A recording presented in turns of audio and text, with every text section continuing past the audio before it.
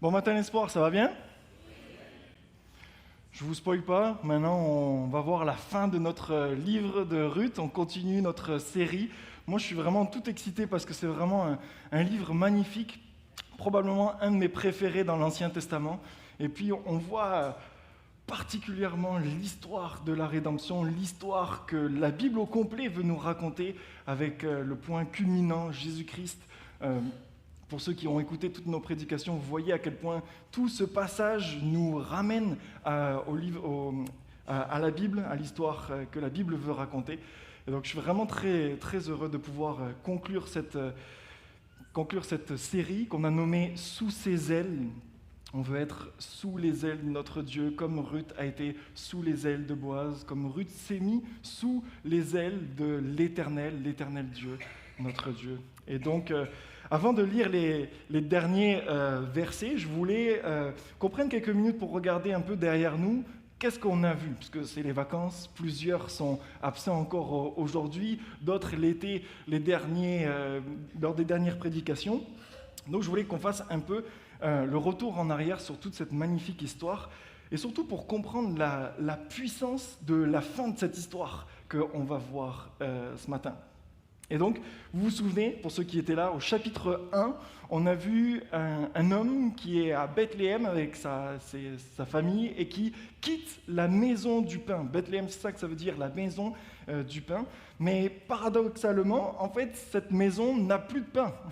Il y a une famine dans le pays, il n'y a plus à manger. Et c'est pour ça qu'il quitte ce pays de Bethléem pour aller dans le pays étranger, chez les ennemis. Dans le pays de Moab. Elimelech, cet homme, prend sa femme Naomi, ses 2 fils, et part à Moab. Et là, ce qu'on aurait pu s'imaginer, c'est qu'il rentre dans un nouveau pays où il n'y a pas la famine et que ça va mieux. Mais non, tout s'empire pour lui. Naomi perd son mari, Elimelech meurt. 10 années passent sans que ses enfants donnent des petits-enfants à Naomi. Et puis finalement, elle perd ses 2 fils.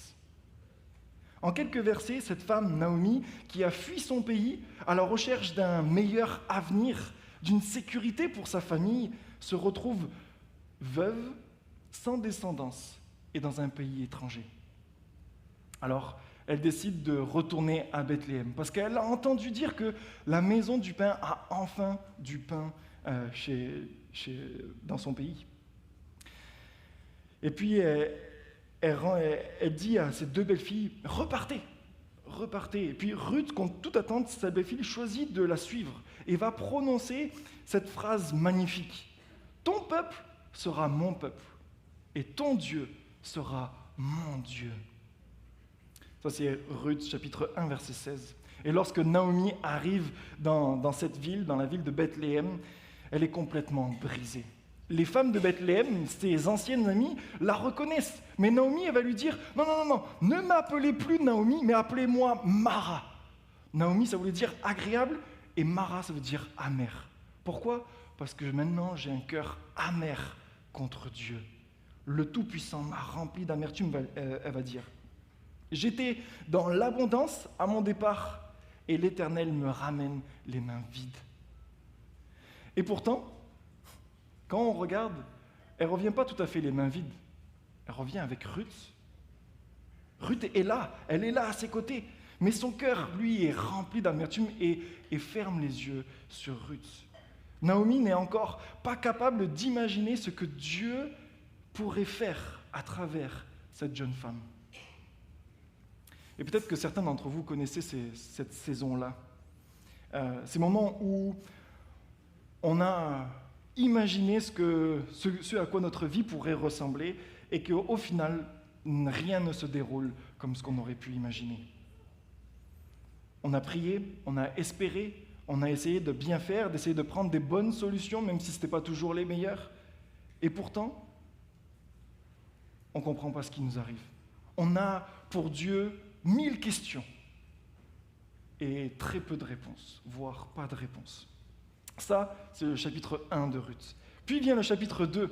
Et là, il y a une petite lueur d'espoir qui commence à briller dans cette histoire.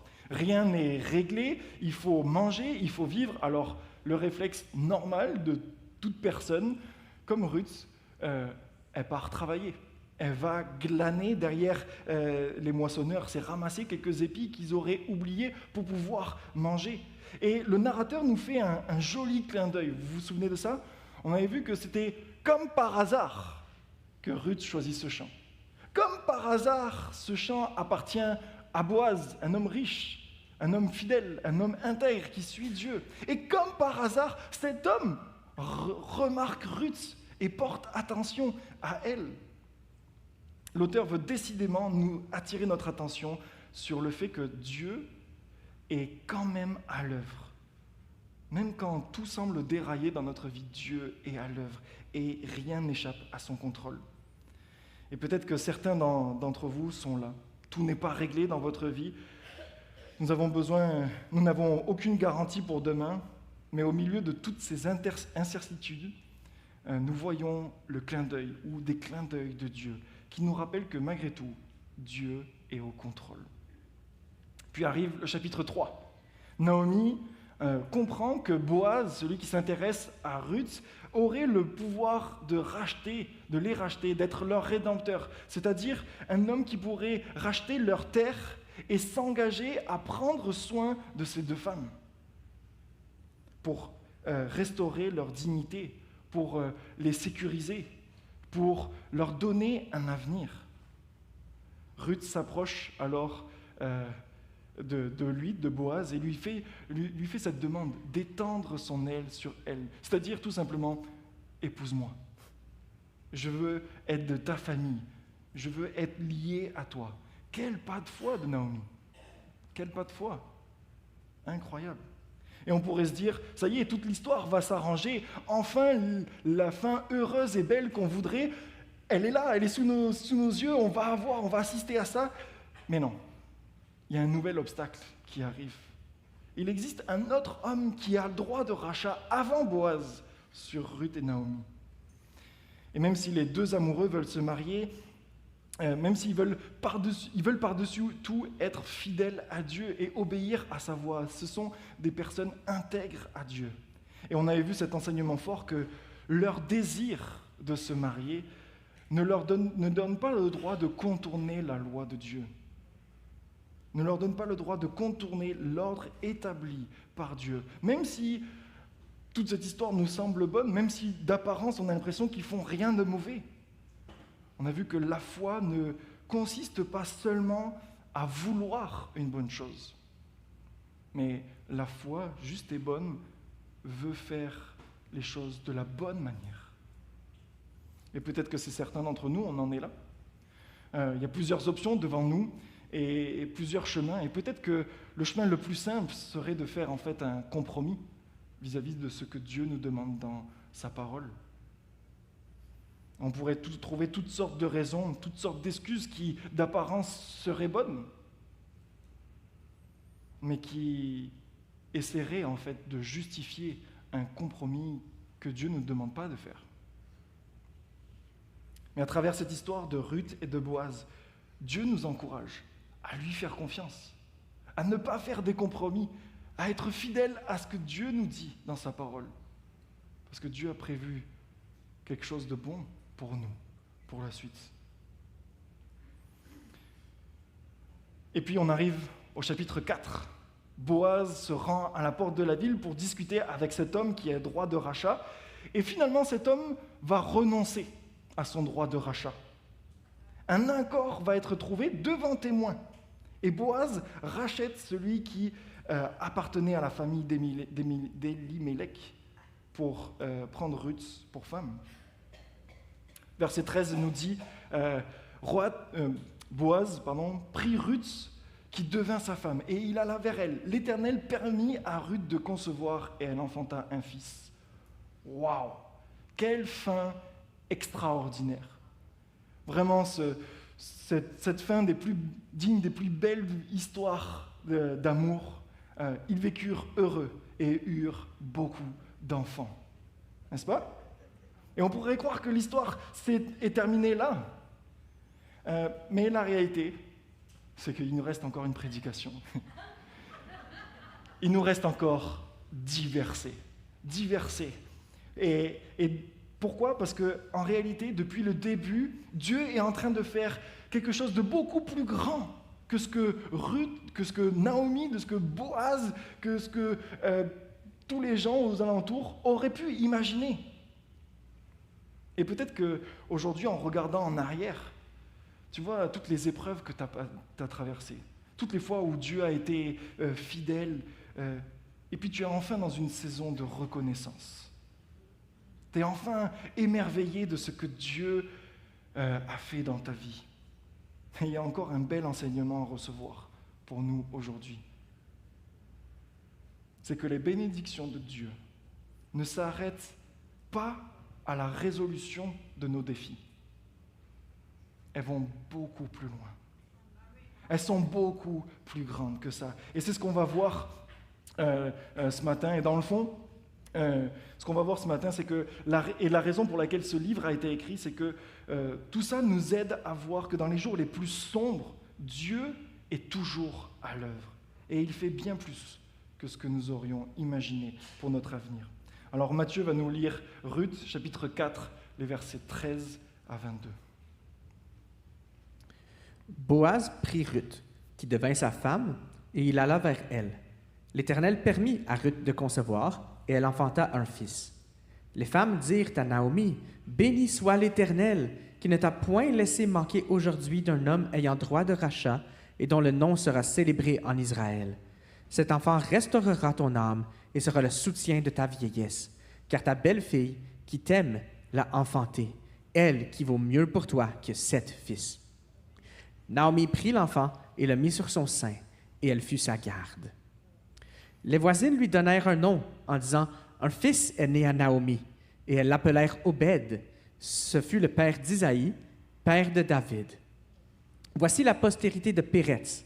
Péretz engendra Étron, Étron engendra Ram, Ram engendra Aminadab, Aminadab engendra Nachon, Nachon engendra Salmon, Salmon engendra Boaz, Boaz engendra Obed, Obed engendra Isaïe, et Isaïe engendra David. Amen. Merci Matthieu pour cette lecture. Ce que j'aimerais voir avec vous, en tout cas pour commencer, c'est de voir à quel point Naomi est passée de l'amertume à la bénédiction. De voir que en fait, le livre de Ruth, c'est un livre qui commence dans l'amertume et qui se termine dans la bénédiction. Et tout d'abord, j'aimerais qu'on regarde le chemin parcouru. Et à travers ce chemin parcouru qu'on a entendu dans l'introduction, il y a un truc qui est fou dans cette histoire. C'est que Ruth, finalement, dans le passage qu'on vient d'entendre, disparaît complètement de l'histoire. Vous avez remarqué le mouvement du texte ? Au verset 13, tout tourne encore autour de Boaz et de Ruth. Ils se marient, l'Éternel permet à Ruth de concevoir et elle donne naissance à un fils. Mais au verset 14, on ne parle plus du tout de Ruth. Le texte dit, les femmes dirent à Naomi. Quand un enfant naît, généralement on félicite la mère, n'est-ce pas ? Pas la grand-mère. Ici c'est elles dirent à Naomi, « Béni soit l'Éternel qui ne t'a pas laissé manquer aujourd'hui d'un homme ayant droit de rachat, et dont le nom sera célébré en Israël. Cet enfant restera ton âme, l'âme de Naomi, et sera le soutien de ta vieillesse. Car ta belle-fille, notez une chose ici, c'est pas car Ruth, non, c'est car ta belle-fille. Et dans tout le passage de Ruth, dans tout le livre de Ruth, on voit que Ruth est clairement nommée. Et quand elle est nommée, des fois on appuie même, c'est Ruth la Moabite, c'est Ruth l'étrangère. Et là, on ne parle même pas de ça. On parle, c'est ta belle-fille. On ne veut même pas la nommer, parce que tout l'accent est focalisé sur Naomi. Et je trouve ça vraiment étonnant. C'est Ruth qui vient d'accoucher. Pourtant, le narrateur ramène Naomi au centre de notre attention. Comme si le narrateur voulait qu'on regarde une dernière fois à son commencement, au commencement de l'histoire. Donc c'est vraiment un appel pour nous à mettre Ruth 1 au même niveau que Ruth 4 et voir les liens qui se font. Au chapitre 1, Naomi arrive à Bethléem et les femmes de la ville l'entourent et disent « Est-ce là Naomi ?» Et au chapitre 4, nous sommes toujours à Bethléem, avec ces mêmes femmes qui se réunissent autour d'elle. Même ville, même femme, même Naomi, mais une situation radicalement différente, complètement opposée. Au chapitre 1, Naomi va dire « Ne m'appelez pas Naomi », qui veut dire agréable. « Appelez-moi Mara », qui veut dire amer, car le Tout-Puissant m'a rempli d'amertume. Autrement dit, voilà ce que la souffrance a fait de moi. Voilà maintenant qui je suis. Et regardez maintenant Ruth 4, verset 14, les femmes dirent à Naomi. Ils ne dirent pas à Mara, ils dirent à Naomi. Le narrateur n'appellera jamais Naomi Mara. C'est elle qui s'est donné son nom, ce nom d'amertume. Mais Dieu n'a jamais permis que l'amertume devienne son identité. Et c'est un message hyper important pour nous ce matin. Peu importe dans quel chapitre de vie tu es aujourd'hui, peut-être le chapitre 1, 2, 3 ou 4, ne laisse pas la douleur, ta douleur, qui est peut-être bien réelle, que Dieu ne minimise pas du tout, mais que Dieu ne permet pas qu'elle devienne notre identité. Ta douleur n'a pas le droit de devenir ton identité. Tu peux traverser le deuil sans devenir celui qui a tout perdu. Tu peux traverser l'échec sans devenir toi-même l'échec. Tu peux vivre une déception profonde sans devenir la personne que Dieu a oubliée. Ne laissez pas, mes amis, votre douleur écrire votre identité, et encore moins la conclusion de votre histoire. Regardez ce que les femmes disent au chapitre 4. « Béni soit l'Éternel, qui ne t'a point laissé manquer aujourd'hui d'un homme ayant droit de rachat sur toi. » Quelle différence!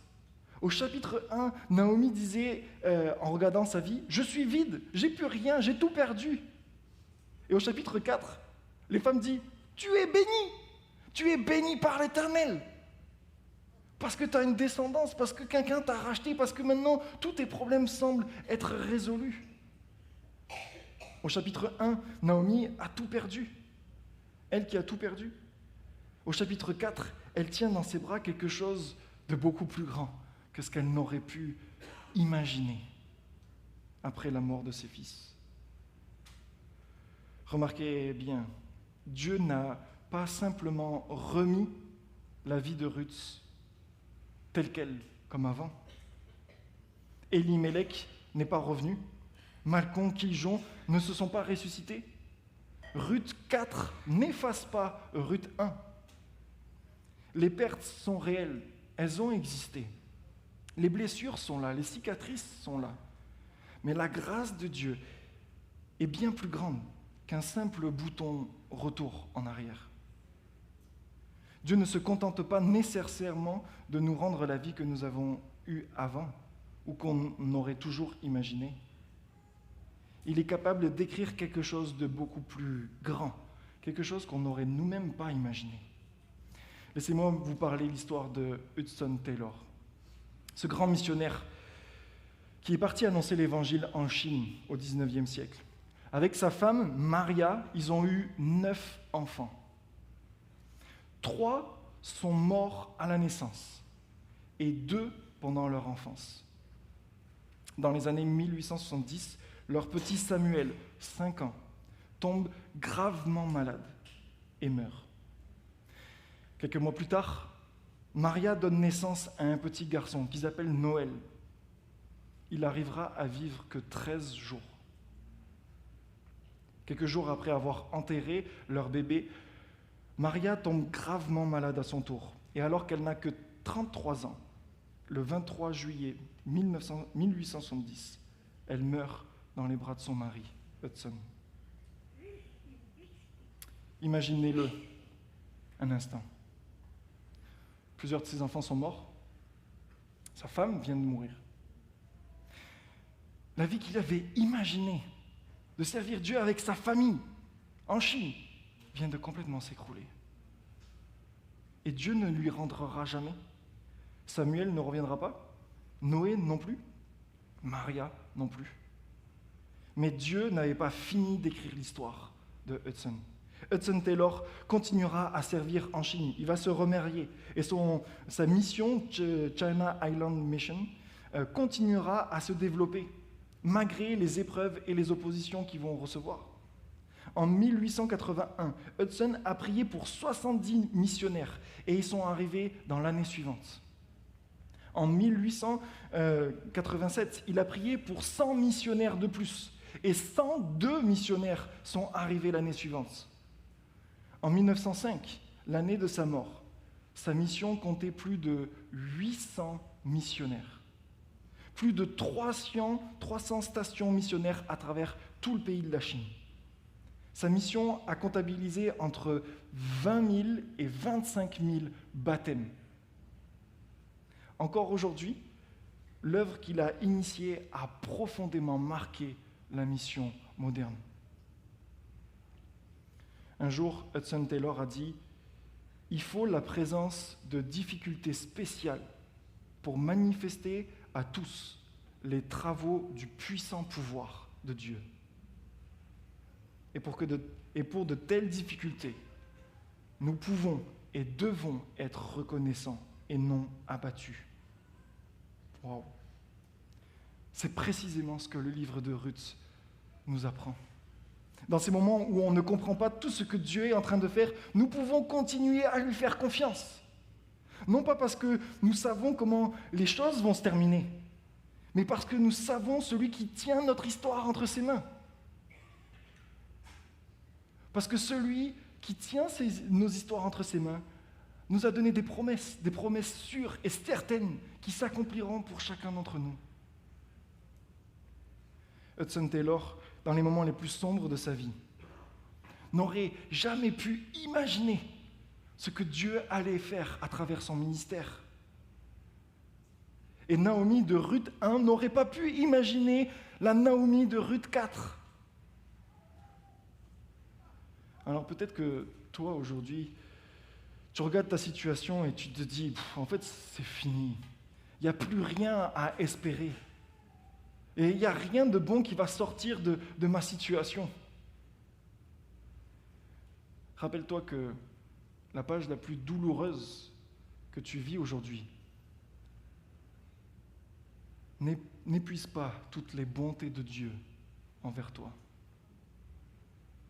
Ne mets pas un point final là où Dieu est encore en train d'écrire. Fais-lui confiance, continue d'avancer avec lui. Parce que Naomi de Ruth 1 n'aurait pas pu imaginer la Naomi de Ruth 4. Et vous savez quoi? Ce qui est encore plus fou, c'est que la Naomi de Ruth 4 ne peut même pas imaginer tout ce que Dieu avait prévu avec la descendance de cet enfant.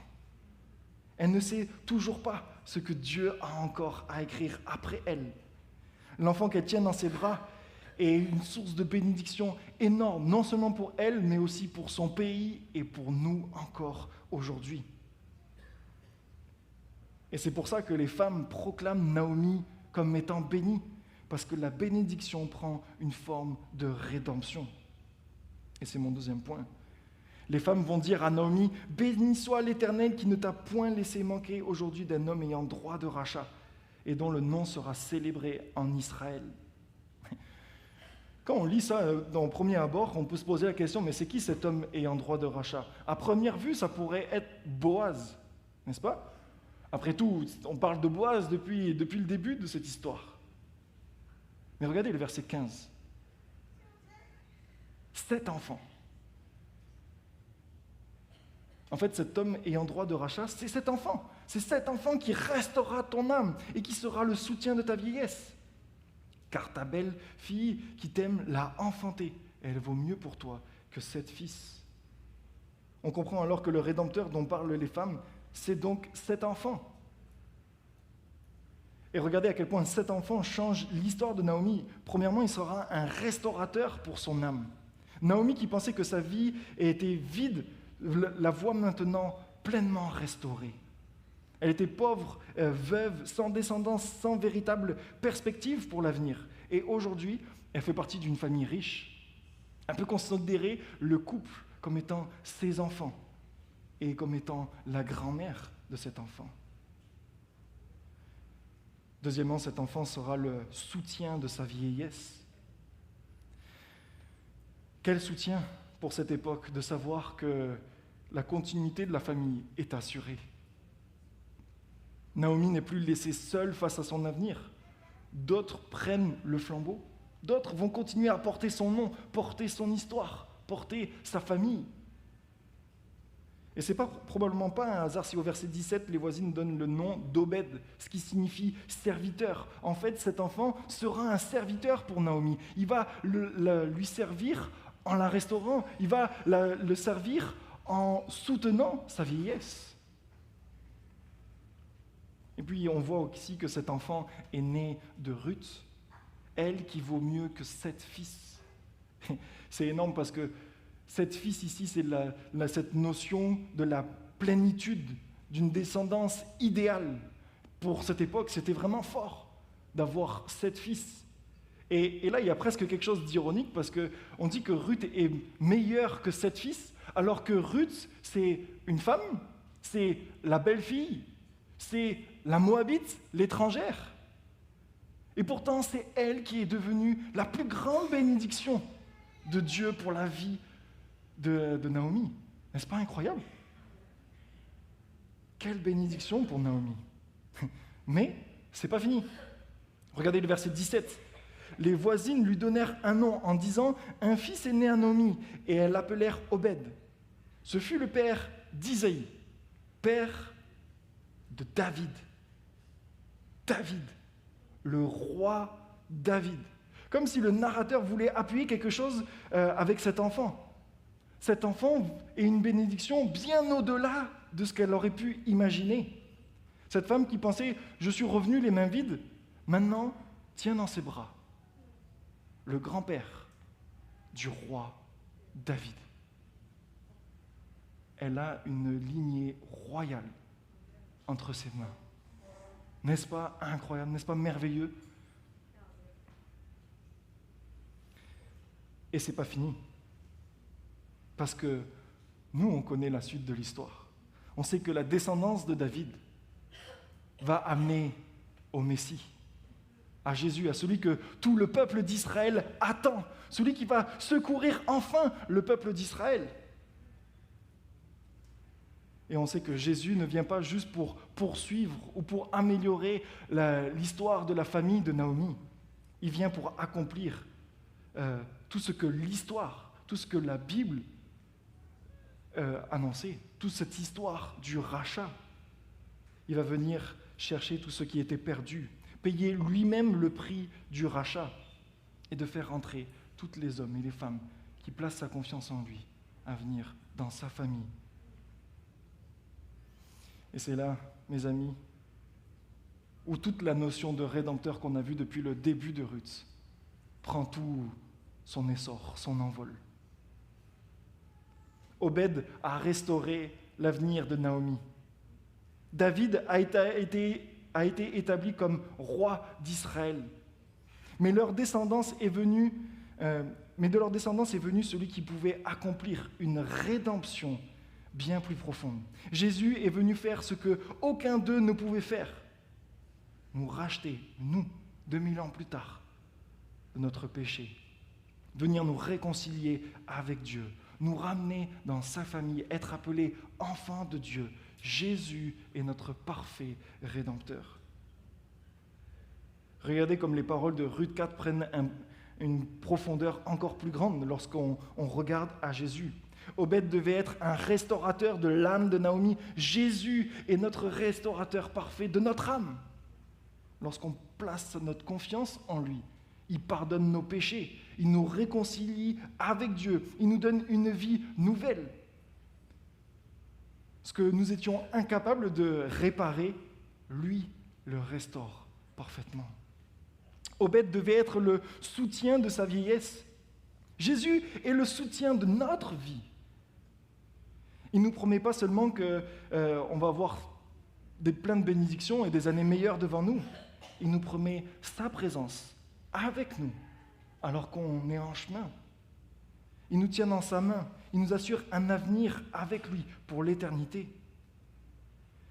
Et Obed, grâce à Ruth, redonnait à Naomi un nom, une famille, une descendance, une réputation. Jésus, lui, nous donne la possibilité d'être appelé enfant de Dieu. Amen. Tu n'as pas besoin de prouver que tu es assez bon. Tu n'as plus besoin de compenser avec tes échecs. Tu n'as plus besoin de mériter son amour. Jésus est ta justice. Jésus est ton soutien. Jésus est ton rédempteur. Et si Ruth valait mieux pour Naomi que 7 fils, alors combien plus nous pouvons dire Jésus vaut mieux pour nous que tout ce que nous pourrions essayer de gagner ou de mériter ou de construire par nous-mêmes. Quand on regarde à tout cela, Ruth, Obed, David et même Jésus, cette histoire en fait dépasse tout ce que Naomi aurait pu imaginer. Et pourtant, aussi extraordinaire soit-elle, cette histoire, on va se le dire, en apparence, n'a rien de spectaculaire. Bien sûr, elle se déroule dans une époque ou dans une culture différente de la nôtre, avec des lois, avec des coutumes, avec des traditions différentes qui des fois nous font dire je ne comprends pas tout, en tout cas j'ai du mal à voir comment moi je me reconnais dans cette histoire. Mais cette histoire, elle nous parle de deuil, de difficultés, de famille, de rencontres, de travail, d'une histoire d'un amour, d'un mariage, d'un enfant. En fait, c'est la vie. Il n'y a aucune mère qui a été séparée en deux. Il n'y a aucun feu qui est descendu du ciel. Il n'y a aucun mort qui a été ressuscité. Et c'est pour ça que cette histoire, elle est incroyable. Je pense que c'est pour ça aussi que c'est une histoire que j'aime particulièrement. On peut tellement s'identifier dans cette histoire. Parce que Dieu n'utilise pas seulement des moments extraordinaires pour accomplir ses desseins pour nous. Il prend aussi nos vies ordinaires. Et ce qui est extraordinaire, c'est qu'il fait entrer nos vies ordinaires dans son plan extraordinaire. Et c'est incroyable quand même quand on y pense. Tout ce que nous avons vu dans cette histoire, rien ne dépasse l'ordinaire. Repensez à Naomi qui décide de revenir à Bethléem. C'est un choix normal qu'on aurait tous fait ici. À Ruth qui abandonne le pays de Moab et qui se convertit en choisissant le Dieu d'Israël. Si vous êtes chrétien, j'imagine que c'est ce que vous avez fait. Au fait que Ruth choisit un champ par hasard. Elle ne connaît pas le lieu où elle est, alors elle choisit le premier qui vient. Que Boaz arrive au moment où Ruth est là et remarque Ruth. C'est juste une coïncidence. Coïncidence divine, certes, mais une coïncidence. Il y a cette relation qui se construit, comme on peut construire une relation entre nous. Derrière chaque décision, chaque rencontre, chaque conversation, chaque pas de foi, Dieu conduisait silencieusement les événements jusqu'à la fin que lui avait prévu. Et c'est ce qu'on appelle la providence de Dieu. Le livre de Ruth nous montre justement la providence de Dieu à travers toutes ces étapes. Dieu gouverne souverainement les événements ordinaires de nos vies pour accomplir ses desseins, pour sa gloire et pour notre bien. Après le livre entier où Dieu semble un peu disparu ou pas vraiment présent dans l'histoire, le narrateur nous dit explicitement au verset 13 « L'Éternel permit à Ruth de concevoir ». C'est la seule fois où Dieu agit directement. C'est la seule fois où on voit Dieu qui agit, qui intervient. Et elle est là à la fin du livre un peu pour comme signer un tableau. Comme si Dieu voulait nous dire « Vous pensez que je n'étais pas là ? Ben, j'étais là. Vous pensiez que c'était le hasard qui a conduit tout ça ? Ben non, c'était moi qui étais au contrôle de tout ça. Je conduisais l'histoire. Le Dieu qui semblait être silencieux n'a jamais cessé d'être à l'œuvre. Et ce même Dieu est encore à l'œuvre aujourd'hui. Nous ne le voyons pas toujours dans chaque saison, chaque chapitre de notre vie. Mais notre incapacité à voir sa main ne signifie pas l'absence de sa main. La postérité de Péretz, dans les 5 derniers versets, nous révèle en plus que Dieu conduisait pas seulement l'histoire de Naomi, mais conduit l'histoire de l'humanité au complet. Et tout ça, il conduit tout ça pour écrire son histoire à lui. Cette généalogie se termine par David. Puis, quand on tourne quelques pages de notre Bible, on arrive dans Matthieu chapitre 1. Et Matthieu chapitre 1 reprend le fil et nous conduit finalement jusqu'à Jésus. Regardez ce qu'il dit dans cette généalogie. Salomon engendra Boaz de Rahab. Boaz engendra Obed de Ruth. Obed engendra Isaïe. Isaïe engendra David. Ça, c'est le même texte copié-collé qu'on a vu. Et puis, plus loin, Jacob engendra Joseph, l'époux de Marie, de laquelle est né Jésus, qui est appelé Christ. Et ce qui est fou dans cette descendance, c'est qu'on y retrouve Rahab. Rahab, c'est une Cananéenne, c'est une étrangère. On y retrouve Ruth, la Moabite, aussi une étrangère. Des femmes étrangères sont dans la lignée directe du Messie d'Israël. Ce n'est pas un accident. Dieu était en train de conduire son histoire. Des siècles auparavant, Dieu avait dit à Abraham, « Toutes les familles de la terre seront bénies en toi. » Genèse 12, verset 3. Comprenez bien, les nations n'ont jamais été le plan B de Dieu. Avant Ruth, avant David, avant la croix, Dieu avait déjà dans son cœur de racheter pour lui un peuple qui venait de toutes les nations. Vous voyez comment ça glorifie Dieu? De la lignée de son Fils. Dieu a choisi d'envoyer son Fils, lui a donné une lignée qui vient d'Israël, mais aussi de toutes les nations. Et non seulement ça c'est son passé, mais son avenir, ce pourquoi il est venu. Il est venu pour des Juifs et les nations. Et ça, mes amis, ça doit mettre le sourire à nos lèvres. Parce que, je ne sais pas vous, mais moi je ne suis pas juif. Mais ça veut dire que Jésus est venu aussi pour moi.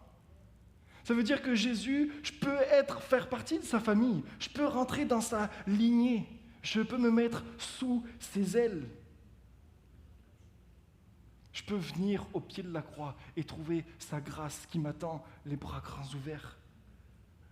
Je peux trouver une grâce qui va me racheter, qui va me donner une raison de vivre, qui va me donner une vie remplie de joie malgré les épreuves, malgré les difficultés, qui va me donner un Dieu qui va être mon soutien, mon fidèle roc sur lequel je vais pouvoir m'appuyer. Et je vais trouver une famille. Je trouvais l'Église, une famille qui m'aime, une famille de gens ordinaires comme moi, qui vivent sous un Dieu extraordinaire. Mais si sa grâce est venue jusqu'à nous, ça veut dire qu'elle ne peut pas s'arrêter à nous. N'est-ce pas?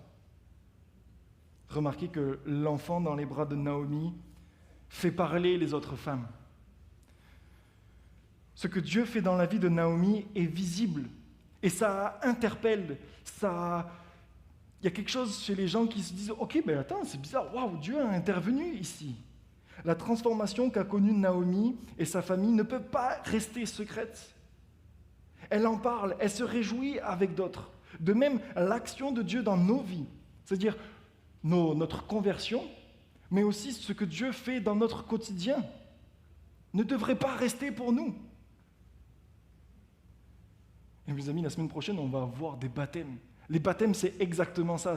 On va voir sur scène des personnes, entre autres 5 jeunes filles, qui vont dire « Jésus a transformé ma vie. Je vous raconte mon histoire, comment Jésus a fait dans ma vie, et il peut le faire dans la vôtre aussi. » Oui, nous voulons faire entendre ce que Jésus fait à quel point Jésus est un merveilleux rédempteur pour ma vie, dans ma vie et pour la tienne. Je suis marqué de voir que dans le passage d'avant qu'on a vu avec le pasteur Joey, c'est un rituel qui prend des témoins. Les témoins sont là et voient que Boaz rachète Ruth. Mais qu'est-ce que font ces témoins? Ces témoins, ils ne vont pas garder ça secret. Le rôle des témoins, c'est justement de dire à qui veut l'entendre, oui, Boaz a racheté Ruth. Est-ce que vous êtes un témoin? Est-ce que vous êtes capable de dire, oh oui, Dieu a agi dans l'œuvre de cette personne, cet homme, cette femme. J'en suis témoin et je veux le dire au monde. Puis vous savez quoi, il a fait ça dans ma vie aussi. Et il peut faire ça dans ta vie. C'est ça que nous sommes appelés à faire, avec passion, avec zèle.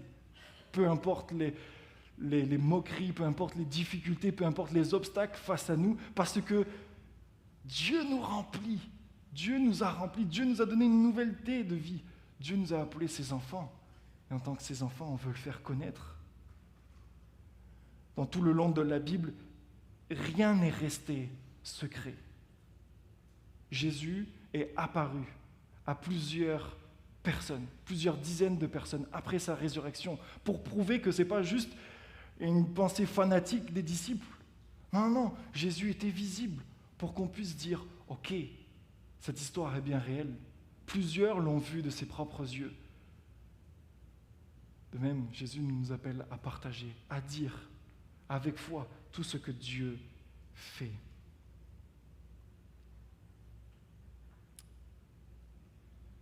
Apocalypse 7, verset 9, nous révèle en fait le plan de Dieu, jusqu'où Dieu veut aller. Je voudrais inviter les musiciens à venir me rejoindre.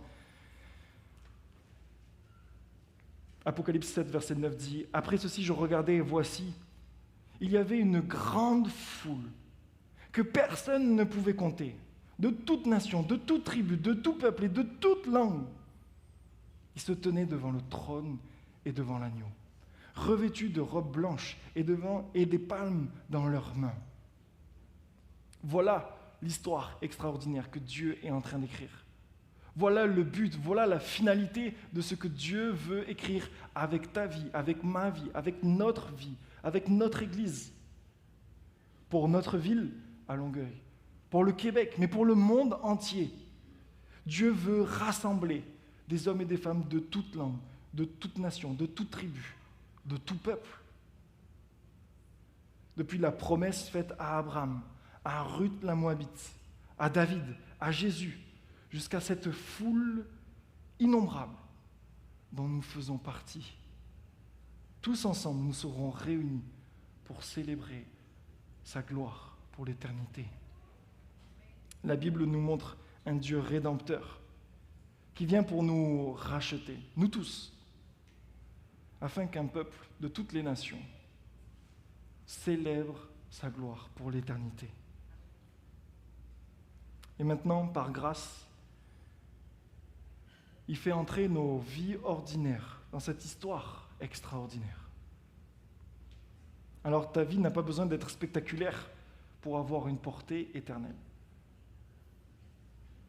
Comme Ruth, fais fidèlement le prochain pas que Dieu t'appelle à faire. Aime, pardonne, sers, prie, persévère, accueille, donne et fais connaître Jésus le Rédempteur. Peu importe ce que cela peut te coûter, car de toute manière, Dieu seul est maître des circonstances et contrôle toutes choses par sa providence, qui est bonne et parfaite. Allons et annonçons-le de tout notre cœur. Prions. Seigneur mon Dieu, je veux te louer, je veux te remercier parce que tu as donné ta vie pour moi. Tu as racheté mon âme. Tu as restauré mon âme. Seigneur, en restaurant mon âme, je peux compter sur toi. Tu es le soutien de ma vie. À chaque instant, peu importe, Seigneur, ce que je suis en train de traverser, à chaque instant, je peux compter sur toi. Je peux m'appuyer sur toi. Tu es un soutien solide et sûr. Seigneur, tu fais de moi ton enfant. Et c'est absolument incroyable.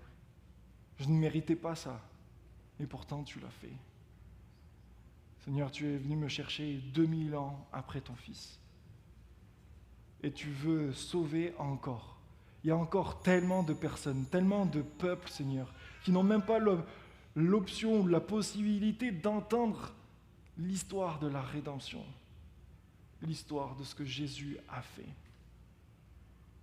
Seigneur, donne-moi ce feu, donne-nous ce feu qui brûle pour toi, qui s'engage pour toi à te faire connaître.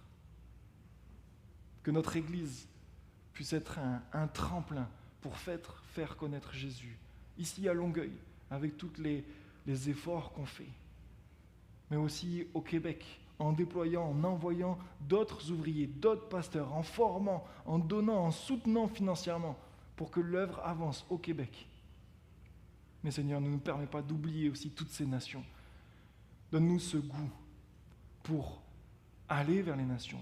Car toi-même, Seigneur, tu as aimé les nations au point de les mettre dans ta propre lignée et de mourir pour elles.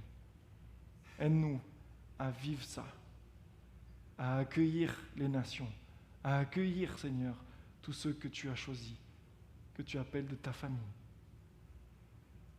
Et envoie-nous dans le monde. Sois glorifié pour ce que tu vas faire. En ton nom. Amen.